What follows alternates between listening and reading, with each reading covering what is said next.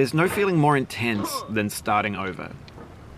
If you deleted your homework the day before it was due, as I have, or if you left your wallet at home and you have to go back after spending an hour in the commute. If you won some money at the casino and then put all your winnings on red but it came up black.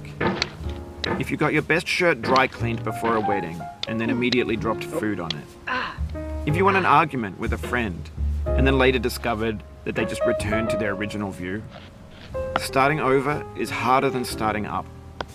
If you're not ready for that, like if you've already had a bad day, then what you're about to go through might be too much. Feel free to go away and come back. I'll be here. Alright, thanks for coming with me on this trip. I'll understand if you have to take a break at any point. Just find a safe place to stop and quit the game. And don't worry, I'll save your progress, always, even your mistakes. This game is a homage to a free game that came out in 2002, titled Sexy Hiking. The author of that game was Jazuo, a mysterious Czech designer who was known at the time as the father of B games. And B games are rough assemblages of found objects. Designers slap them together very quickly and freely, and they're often too rough and unfriendly to gain much of a following. They're built more for the joy of building them than as polished products. In a certain way, Sexy Hiking is the perfect embodiment of a B game. It's built almost entirely out of found and recycled parts, and it's one of the most unusual and unfriendly games of its time. In it, your task is simply to drag yourself up a mountain with a hammer. And that act of climbing, in the digital world or in real life, has certain essential properties that give the game its flavor. No amount of forward progress is guaranteed. Some cliffs are too sheer or too slippery. And the player is constantly, unremittingly in danger of falling and losing everything.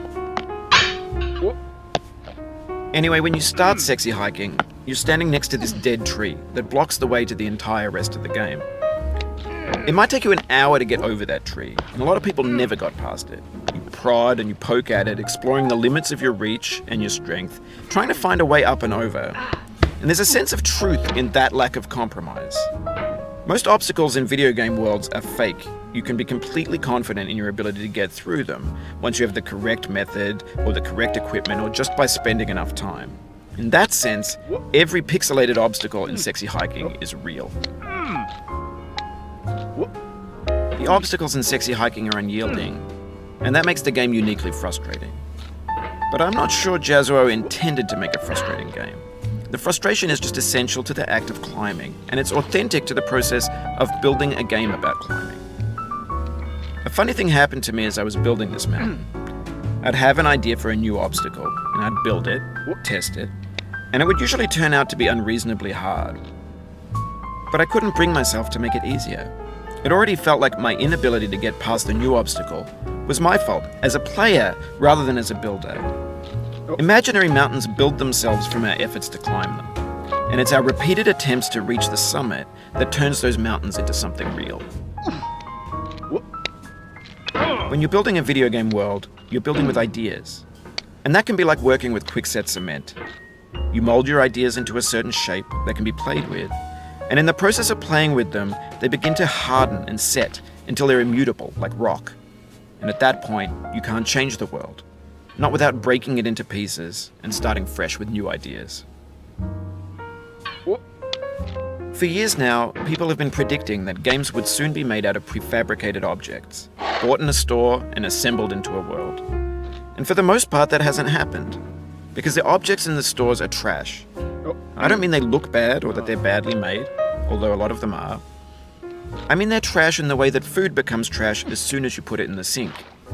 Things are made to be consumed and used in a certain context, and once the moment is gone, they transform into garbage. In the context of technology, those moments pass by in seconds. Over time, we've poured more and more refuse into this vast digital landfill that we call the internet. It now vastly outnumbers and outweighs the things that are fresh and untainted and unused. When everything around us is cultural trash, trash becomes the new medium, the lingua franca of the digital age. And you can build culture out of trash, but only trash culture. B games, B movies, B music, B philosophy. Maybe this is what digital culture is. A monstrous mountain of trash, the ash heap of creativity's fountain. A landfill with everything we ever thought of in it. Grand, infinite, and unsorted. There's 3D models of breakfast, Gen X's fanfic novels, scan magazines, green screen Shia LaBeouf, banned snuff scenes on Live League.